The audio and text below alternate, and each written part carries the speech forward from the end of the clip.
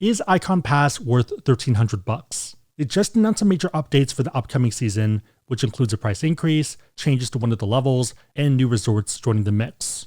The two big questions for me and a lot of people is which plan to get and how many days you need on the mountain before you break even and ideally come out ahead. For this video, I ended up doing a pretty unnecessary deep dive, looking at each of the Ikon resorts, prices in terms of average price, and also the rules for different passes. That way we can run through a few scenarios. But yeah, hopefully it helps you make an educated decision and one where the numbers make sense. Big favorite before we dive in is to hit the like button to help with the algorithm. It surprisingly does help. And if you are new and you like making quantified decisions, then consider subscribing to the Sebby Finance channel. Okay, let's start off all the changes. Unsurprisingly, we do have a price increase. The full Ikon Pass is going from $1,239 and increasing by $90 to $1,329. The base pass is going from $869 and increasing by $40 more to $909. Reminder that if you do currently have an Ikon Pass, you do get a bit of a discount. If you're going for the full pass, you get a $100 discount, so the renewal is only $1,229, and then for the base pass, it's a $50 discount, so $859. For the discount, it doesn't matter which of the three you currently have. So whether you have the full pass, base, or sessions, if you are buying the full Ikon Pass, you get that $100 discount. Same idea for the base pass, it's a $50 discount, even if you are downgrading from the full pass. One big change for 2025 to 2026 is that they're getting rid of the Base Pass Plus. This is a pretty big deal. Base Pass Plus was a great in-between option for normal people. With the full Ikon Pass, you got 7 days at premier destinations. With Base Pass Plus, it was 5 days at those same destinations, compared to the normal Base Pass where you might not get access. If anything, these are the destinations that cause people to buy Ikon Passes. So for example, Jackson Hole in Wyoming, Sun Valley in Idaho, and Aspen Snowmass in Colorado. Also a few that we've been to this season, including Snow Basin in Utah, Alta if you are a skier, and also Deer Valley in Utah as well if you are a skier and you like fancier options. If these destinations are on your list, then you pretty much need the full pass, and we'll run through all the math later in the video. But yeah, on the top end, it can get pretty aggressive. So for example, for Deer Valley, you're looking at $259 to $329 per day. Even though it does get cheaper if you do multi-day, it's still pretty expensive. So for example, let's say you're an adult and you're doing 5 days. Depending on when you go, you're still looking at about $1,200 to $1,500 for those 5 days. In that case, I'd happily buy a pass and have 5 days, 2 additional ones, and a lot of other options. Okay, so why are they getting rid of Base Pass Plus? My understanding is that there's a lot of crowding. So for example, this is Alta on a random Monday. It's not a holiday, not a long weekend, just a regular Monday. By getting rid of the middle option, you're going to have some drop-off, meaning that you have less people fighting for these destinations. That means that people paying for day tickets, people that have season passes for that specific location, or other Ikon holders will have better experiences. Less optionality sucks, but given the choices, if you are skiing a ton, it probably makes sense to get that full pass. It does kind of suck for me though, because based off my current travels and how much we've been skiing, I was planning to downgrade to the Base Pass Plus. So I guess I'm back on the full pass next year, which is pretty smart on their end. Also, in case you're curious, I'll run through our season later in the video. Since this is a finance channel, my first thought was to look at the stock. Ikon Pass is owned by Atera, and you sadly cannot invest since it's privately held. Talking to other skiers and snowboarders though, I wouldn't be surprised if this is beneficial for their finances. To be fair though, the space is interesting, especially if you look at their competitor, Vail. Looking at the 6 months, Vail hasn't had a really good season, with a lot of drama in the back end. Looking at the 12-month, it's not looking great, so down 30%, which is pretty yikes. Even the 5-year doesn't look great, down about 7%. Especially so if you compare this to the other indices like SPY or VTI, which are up about 100%. I've been on Epic in the past, but most people I know ended up moving to Ikon. I'm not sure if that's just my circle though, or whether that's a broad trend. Back to Ikon, for the upcoming season, they are adding new options. I'm probably going to butcher this one, but they are adding Ischgl in Austria, which sounds pretty interesting. Maybe it's because I haven't been here, but it looks a bit complicated and pretty spread out. They're also adding options for Mass, New Hampshire, and Minnesota. There also is one leaving. Windham Mountain in New York is leaving Ikon for the 2025-26 season. Crazy enough, this is the first resort to do so in Ikon's 8-year history. Doing a bit of digging, I'm not surprised. Even for last season, they didn't have much inventory for Ikon from the sounds of it. The reason for this is that Ikon Pass holders were capped per day. A lot of people will just make reservations to lock it in, but they might not always use them. One big change and a pretty good one is a basin. The ski resort was sold to Alterra and access is improving. With the base pass, you're going to get 5 days with no blackout dates. With the full pass, you get unlimited access, which is pretty awesome. Okay, so if all of this said, is Ikon Pass worth it for the 2025-2026 season? Unsurprisingly, it depends. I would say that there's 3 key factors. Number 1 is how often you ski, number 2 is where you ski, and number 3 is your best alternatives. Let's assume best case and you live near a ski resort and you go very often. On the screen are going to be the ones that are unlimited for both full pass and base pass. Taking this and sorting it by cost, we see some that are pretty expensive while other ones are more affordable. These are going to be average prices, and for Palisades, you're looking at about $289 per day. For Winter Park, Cooper Mountain, and Steamboat out in Colorado, you're looking at about $230 to $250. Finally, Mammoth is about $220. And again, these are averages, weekends, holidays, and also end of season might be very different. Also, for this analysis, I'm going to assume that you're considering buying it outright rather than renewing. And if you are renewing, then it's a pretty adjustment in your head. So give or take whether it's worth $1,350 or $900. If you're only doing these ones, then you can do the cheaper one, and it just depends on how many days you go. The target would be at least 5 days and ideally more. So for example, looking at Palisades, if you are going towards the tail end, it might only be $150, but otherwise you are looking at about $250, maybe $200. Also note that some mountains do get cheaper faster, and it just kind of depends on how long their season is. For example, for Steamboat, right now you're looking at $309, and it gets a bit cheaper, but still only down to about $211. So still pretty expensive, and you would only need about 4 days during the peak season to come out ahead. One interesting thing is that I don't think any of these sell their own passes outside of Ikon. For example, for Steamboat, if you go to Season Pass, it routes to Ikon, not their own version. Main takeaway for these unlimited ones, it's pretty much a buffet question. Are you able to get value? One big factor for these unlimited ones is if you plan to go during holidays. If so, or if that's your main focus, then you probably want the full pass, that way you're not getting any blackout dates. Especially so for Palisades, Mammoth, and Stratton, which have pretty aggressive ticket prices. Okay, so that's pretty much the local strategy. What if you're doing the exact opposite and traveling the world?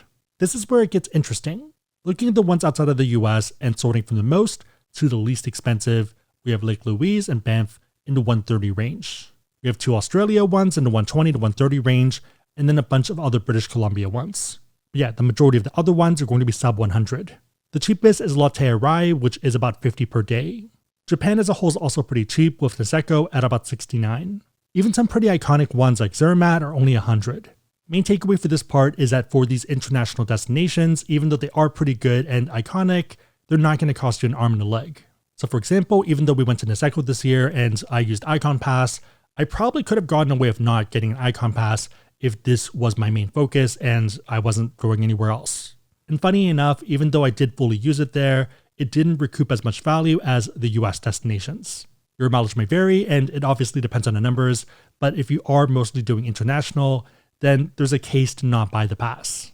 The math might still make sense though, even if you do 1 or 2 domestic trips. Okay, so if that said, if you are staying in the US, there definitely are some cheaper options in the mix that are going to be sub 100. The problem though is that a lot of the good ones and the ones probably worth your vacation days are going to be more pricey. On the top end, we have Deer Valley, Palisades, Jackson Hole, Winter Park, and A Basin that are in the $250 plus per day range. Copper, Steamboat, Mammoth, and Alta are a bit cheaper, but still generally run you north of $200. And again, prices do differ by date and time, but these are pretty good averages. So for example, for Alta, Friday, Saturday, and Sundays are a bit more expensive compared to weekdays, which are $20 off. If you are staying in the US, it depends on how many days you're going and where you're going. Depending on how long you go, you're probably going to break even after 1 trip, and anything beyond that, so 2 or 3, you're probably coming out ahead. I'm probably going to get in trouble for this, but I think you should also consider how long you ski for each session. So for example, I start pretty early and ski until the end, so until the lifts close. Sometimes I do lunch, but it does tend to be pretty fast, and I've even skipped lunch before. In contrast, Mandy, my player 2, skis for about 2 hours and then is done. A lot of resorts do have half days, so for example, here's Tremblant, where it's $104 for a half day, a bit cheaper compared to the full day.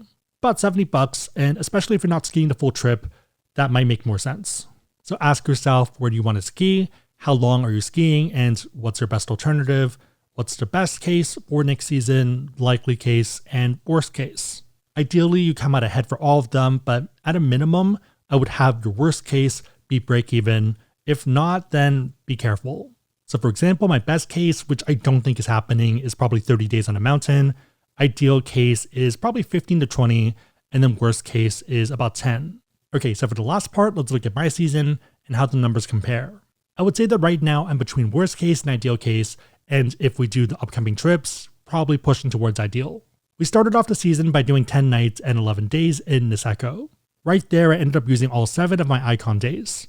I actually had to pay for 2 more days because I needed more days. Prices are about 10,000 yen per day, and you do get a bit more of a discount if you buy more days, but not enough for it to really matter. You also can buy points, so 12,000 points will be 6,200 yen. I think this is great if you're not doing too much skiing. Each gondola ride is 4 points, and the speed lifts are 2, and the other lifts are 1. They also do have passes for specific parts of the mountain, so for example, if you're only skiing village side, then it's going to be a bit cheaper. The main issue though is that a lot of the top gates do spit you out towards Hanazono, meaning that you kind of need a full pass if you are doing any of that. 10k yen is about $71 per day plus or minus exchange rate. So in my case, even though I did 7 days at $71, that only represented about 500 in value. In contrast, my 7 ski days in Utah contributed a lot more to my pass. Let's assume absolute worst case, which didn't happen, but we'll go with it. So for example, for Snowbird, even though we went on the weekend, let's say we did off-peak, so that'd be 184 per day.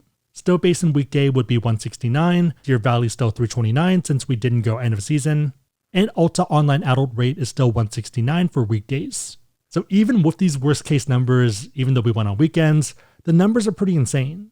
7 days in Niseko represented about 500 in value, but 7 days in Utah is about 1,500. 2 days in Deer Valley would run you 658, which is pretty insane.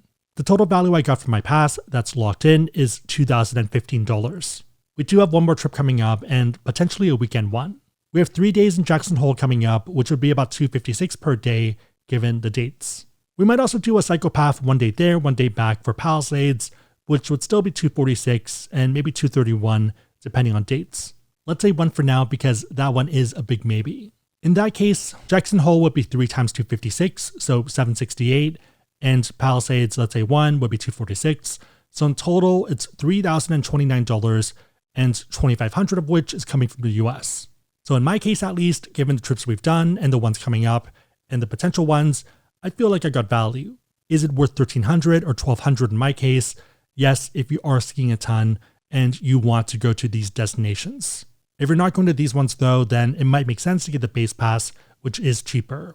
Next season, I do see myself going back to Alta and Snowbird because it was pretty fun, even though we didn't have any fresh snow. Deer Valley was okay, but I felt it was a bit on the boring side, but Mandy really likes it, so that's fine. But yeah, if you have plans to visit Deer Valley, Jackson Hole, Alta, and a ton of the other ones that you don't have access with unless you have the full pass, then it probably makes sense to get the full pass, especially if you look at the retail price on a per day basis. There is one final alternative if you do live near one of these expensive ones. So a lot of these, like Snowbird, do have their own pass, and in this case, it's $1,600 for unlimited. This is just for Snowbird, no blackout dates, but you also don't have access to anything else. If you wanted the Alta and Snowbird pass, so the one that gets you both, then that's $3,200 per season. It seems pretty hard to justify unless you're going once or twice a week. But yeah, if you're local and you ski a ton or snowboard a ton, then those might make more sense because you don't have that 7-day cap. Still, 3.2k seems pretty rough unless you're going like 30 times a year. If you are looking to buy one of these expensive passes, whether Ikon or a mountain specific one tactic is to sign up for a new card and hit an intro bonus. There's a ton of cards out there that will give you 50 to 60k points for 4,000 in spend in the first 3 months. If you're spending money anyways to get that pass, then you might as well hit a bonus and get rewarded. If you want to learn about cards, we have a page with some of the best current offers. I'll link it down below, and you can also find it on AskSebby.com. For a lot of the ones that have annual fees and also credits, we do have calculators to help you make sure that it makes sense. It should pop up if you Google card name worth it, Ask Sebby. Also, if it doesn't exist, then let me know and I'll make it. With that said, make sure the links are competitive, that the cards make sense for you, but otherwise it is a huge way to support the channel, so thank you in advance. If you made it to this point, leave a skiing emoji in the comments down below, and I'll try to heart it and also respond. 3 questions. Number 1, what are your thoughts on the changes for Ikon Pass? Number 2, which plan are you trying to get? And number 3, are you more of an Ikon person or Epic? Or how did you decide? Let me know and everyone else know in the comments down below. I feel like I switched because a lot of other people switched, and also some better mountains are on Ikon. Yeah, kind of curious what you think. Big favor, hit the like button, consider subscribing, but otherwise hope you liked it. See you next time.